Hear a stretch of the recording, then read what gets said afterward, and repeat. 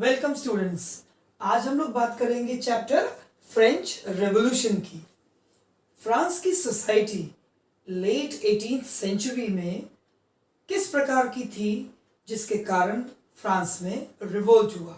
ऐसी क्या परेशानियां थी वहां के लोगों को अपने राजा, अपने रूलर, अपने मोनार्क से, जो उन्होंने विद्रोह का रास्ता चुना। चिल्ड्रन, इन 1774 फ्रांस में बोरबोन फैमिली के राजा बने लुइस 16 और मात्र 20 साल की उम्र में जब लुइस 16 राजा बनते हैं और उनकी शादी ऑस्ट्रिया की प्रिंसेस मैरी एंटोनेट से की जाती है।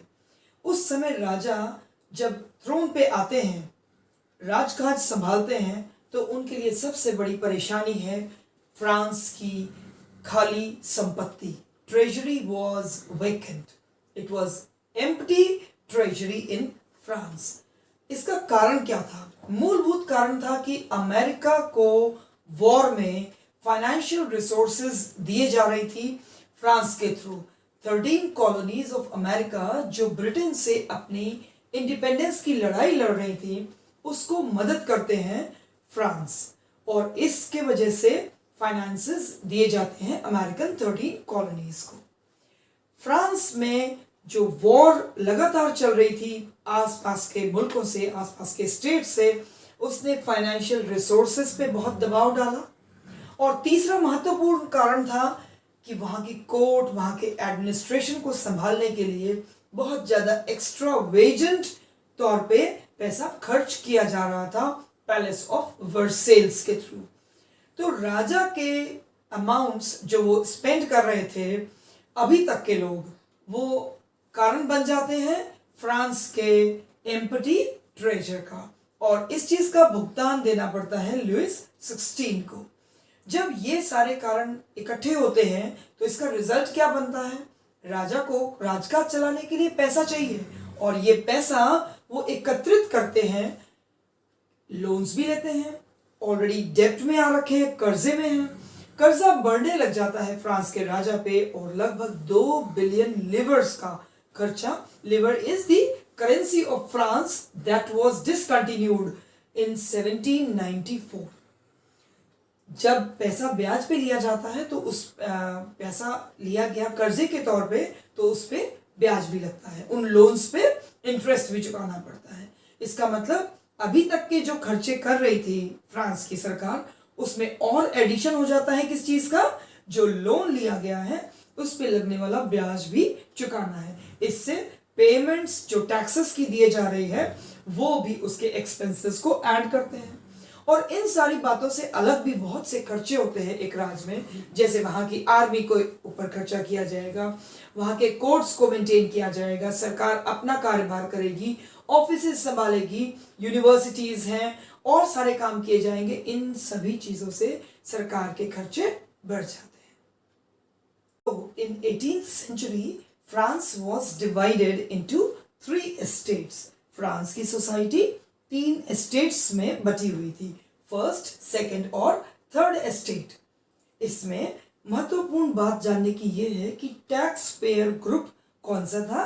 It was only third state, यानी कि फर्स्ट और सेकंड स्टेट कोई भी टैक्सेस पे नहीं करते थे। और शायद यही बहुत बड़ी बात बन गई फ्रांस में आने वाले रेवोल्यूशन के लिए।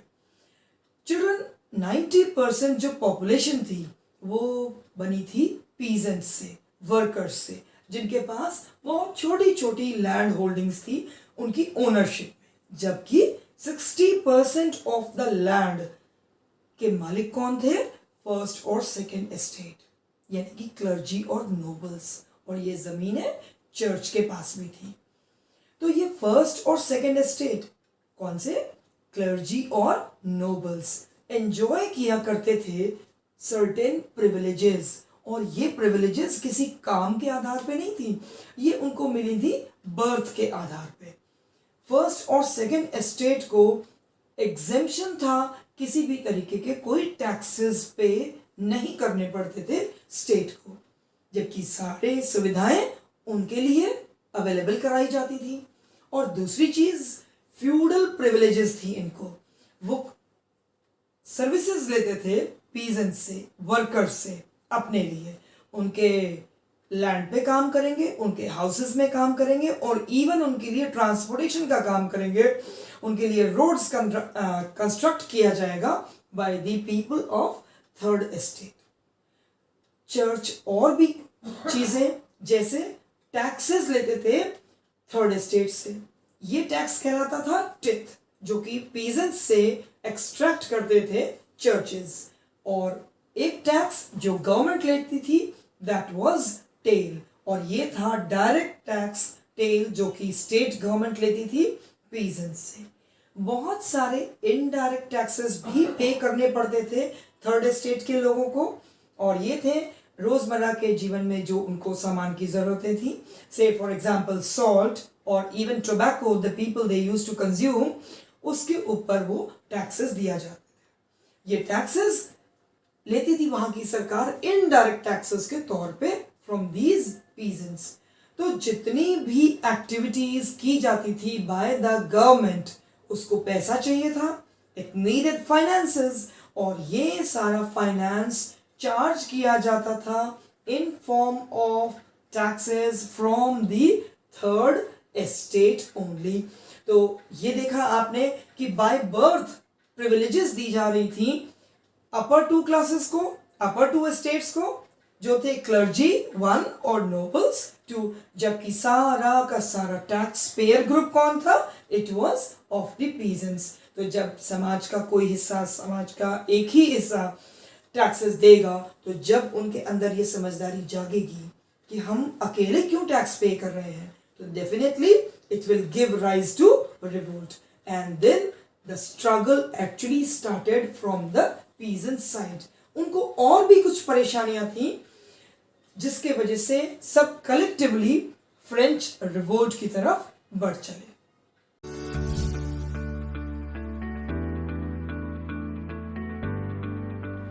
Now the next part is the struggle to survive. इसे हम कहते हैं सबसिस्टेंस क्राइसिस। आपने सुना अभी कि जो पॉपुलेशन थी 90% वो थी पीजेंट्स की, और उनके पास स्मॉलर लैंड होल्डिंग्स थी। इसके साथ साथ पॉपुलेशन जो फ्रांस की थी वो बढ़ती है, जो कि 1715 में इट वाज 23 मिलियन, और 1789 तक आते आते that goes 28 million, that takes a rise towards 28 million. और इतनी बढ़ती हुई जनसंख्या के लिए क्या जरूरत है? सबसे पहले रोटी, दैट इज फूड ग्रेन्स की रिक्वायरमेंट। उनकी डिमांड्स को पूरा करने के लिए उनको पैसे चाहिए, जबकि वर्कर क्लास के लिए, पीजेंट्स के लिए सैलरीज उनकी फिक्स हुआ करती थी, रादर कहिए बहुत कम हुआ करती थी। तो उनकी रिक्वायरमेंट को पूरा नहीं किया जा सकता था, और जैसे जैसे उनकी रिक्वायरमेंट्स बढ़ी, तो जब क्रॉप्स को एकदम से बढ़ाया नहीं जा सकता, तो क्या किया गया? सिंपली फूड ग्रेन्स के प्राइसेस को बढ़ा दिया गया, और इससे अमीर और गरीब, रिच और पुअर के बीच का गैप और ज्यादा वाइडन होता चला गया।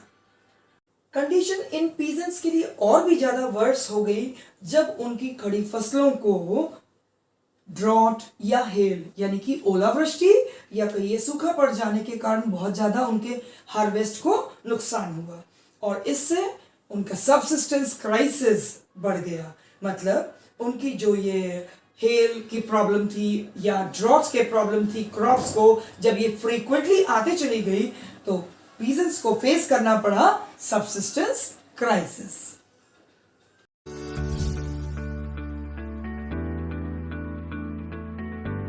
सबसिस्टेंस क्राइसिस मतलब जब ग्रोइंग पॉपुलेशन को उनके लिए फूड स्केर्स हो जाएगा, उनके लिए राशन उनको अवेलेबल नहीं होगा, हार्वेस्ट प्रॉपर नहीं है, उसको ड्रॉट, उसको हेल, हार्वेस्ट को उनके स्पॉइल कर रहा है, तो उनके लिए परचेज करना क्यों मुश्किल है क्रॉप्स को, फूड को अपने लिए, बिकॉज वो सैलरीड पीपल हैं, उनको वेजेस मिलती हैं, वो डेली वेज वर्कर हैं, इसलिए वो अपने रिक्वायरमेंट के अकॉर्डिंगली क्रॉप्स या फूड अवेलेबल नहीं करा पाते हैं, और रिच और पुअर का गैप वाइडन होता चला गया, जिससे उनको जीने तक की मुश्किलें फेस करना पड़ी। दिस वॉज सबसिस्टेंस क्राइसिस, जो सबसे बड़ी मुश्किल बनी फ्रांस के लोगों के लिए, स्पेशली थर्ड एस्टेट के लोगों के लिए।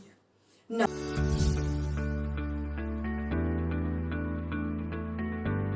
growing middle class envisages an end to privileges, means अब जो फ्रांस के थर्ड एस्टेट के लोग हैं वो इन प्रिविलेजेस को, कौन सी प्रिविलेजेस, जो फर्स्ट और सेकेंड एस्टेट के क्लर्जी और नोबल्स एंजॉय कर रहे थे, उसको खत्म करने के लिए, उसके अगेंस्ट उन्होंने पहले भी पास्ट में पीजेंट्स ने, वर्कर्स ने बढ़ते हुए टैक्सेस को लेकर के विद्रोह किए थे और राशन की कीमतों के भी कम करने के लिए कोशिशें की गई थी। फूड की स्कैर्सिटी थी, इसके लिए उन्होंने आवाज उठाई थी, लेकिन उनके अंदर कमी किस चीज की थी? एकजुटता की। उनके कुछ ऐसे प्रोग्राम्स की, उनकी कुछ ऐसे रिक्वायरमेंट्स जिसको मिलजुल करके उन्हें एक रिवोल्ट के तौर पे सामने लाना था। मींस अपने सामाजिक और आर्थिक स्तर को ठीक करने के लिए जिन प्रोग्राम्स को एकजुट होकर के सामने लागू करना था, उसकी कमी थी उन लोगों में। और अब ये दारोमदार किसका था? ये रिस्पॉन्सिबिलिटी आई उन लोगों पर जो थर्ड एस्टेट के एजुकेटेड क्लास थे, जो रिचर क्लासेस थी, जो थोड़े प्रॉस्पेरस ग्रुप्स थे, और उनके मन में ये आइडियाज थे कि यस, अगर वो टैक्सेस फर्स्ट और सेकंड एस्टेट भी दे, मींस उनके अंदर ये सोच डेवलप हो चुकी थी because of education and because काम करके उन्होंने खुद को प्रॉस्पर भी किया था। तो 18th सेंचुरी में इमर्ज हुई एक ऐसी सोशल क्लास, एक ऐसी सोशल ग्रुप जो एक्चुअली तो थर्ड एस्टेट के लोगों की थी, लेकिन जिसे मिडिल क्लास का नाम दिया गया। और ये मिडिल क्लास जो प्रॉस्पर हुई, जिसके पास पैसे आए, वो आए कैसे? व्यापार के through. Means they did this trade work, किस चीज का? चाहे वो एक्सपोर्ट किया गया वुलन और सिल्क टेक्सटाइल को, उसके थ्रू मिला उनको ये वेल्थ का हिस्सा उन्होंने कमाया। और इसमें इंक्लूड हुए यही सोशल ग्रुप्स जो ट्रेडर्स या मर्चेंट्स कहलाएं, और इसमें अलग अलग प्रोफेशंस को करने वाले लोग भी शामिल हुए। कौन से? जैसे लॉयर्स हो गए, जैसे एडमिनिस्ट्रेटिव ऑफिशियल्स थे उनके। और इन सभी का मानना ये था कि कोई भी प्रिविलेज बाय बर्थ कभी किसी को नहीं दिया जाना चाहिए। ये होनी चाहिए इंसान के वर्थ के बिहाफ पे, ना कि बर्थ के बिहाफ पे। और यही विचार आया इन सोशल ग्रुप्स के बीच में, जो लोग एजुकेटेड थे प्लस जो लोग प्रॉस्पर हो गए। तो इनकी पोजीशन उन्होंने बोला कि डिपेंड होनी चाहिए on the basis of worth, that is merit के आधार पे। उन सभी को मिलने चाहिए फ्रीडम, इक्वालिटी, उन सभी को अपॉर्चुनिटीज मिलनी चाहिए। और इन विचारों को उनके दिमाग में, इस आइडिया को उन लोगों तक फ्लोट करने वाले कौन से लोग थे?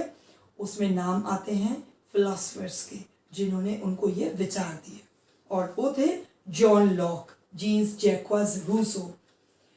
जॉन लॉक ने जो किताब लिखी the two treatises of government, उसमें उन्होंने समझाया कि doctrine of divine and absolute rights of monarch को डिनाई किया जाए, यानी कि एकाधिकार जो मोनार्क का था वो नहीं दिया जाना चाहिए, कि वो डिवाइन राइट उनको मिला है लोगों से पैसा लेकर के अपना जीवन चलाने का, ऐसा नहीं तय किया जाएगा। ये राइट्स मिलेंगे सभी को बराबरी के आधार पे। और दूसरा, रूसो ने इसी विचारधारा को एक्सप्लेन किया, आगे बढ़ाया अपनी किताब सोशल कॉन्ट्रैक्ट में, जिसमें उन्होंने कहा कि जो सरकार काम करेगी वो लोगों के द्वारा चुनी गई सरकार होगी। Means the people will choose there representatives. और स्पिरिट ऑफ लॉज में मॉन्टेस्क्यू ने क्या बात कही कि डिवीजन किया जाए पावर का विद इन द गवर्नमेंट, यानी कि गवर्नमेंट जो काम करेगी उसमें भी फर्दर डिवीजन हो जाएगा पावर्स का, कि कौन लॉ मेकिंग बॉडी होगी, दैट इज लेजिस्लेचर जैसा आज है, कौन उसको एग्जीक्यूट करेगा, और तीसरा हिस्सा जुडिशियरी का बनाया जाएगा। अमेरिका में जो कॉन्स्टिट्यूशन जब इम्प्लीमेंट हुआ तो वो इसी आधार पे स्टार्ट किया गया था, जिसमें इंडिविजुअल्स के राइट्स को गारंटी किया गया था।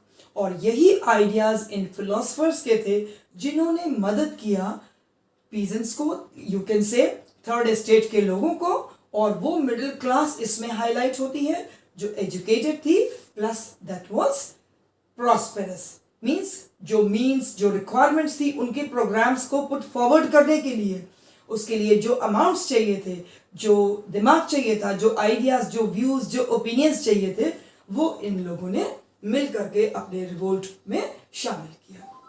फिलोसफर्स के इन्हीं आइडियाज़ को डिस्कस किया जाता है बहुत ज़्यादा कॉफ़ी हाउसेस में, और जिन जगहों पर भी लोग मिलते हैं, चाहे वो सैलून्स में मिलते हैं, और उससे भी ऊपर जो लोग पढ़ना लिखना नहीं जानते थे उनके लिए ज़ोर ज़ोर से पढ़ के किताबों को, न्यूज़पेपर्स को, इनके आइडियाज़ को, फिलोसफर्स के, उन तक पहुंचाया जाता है।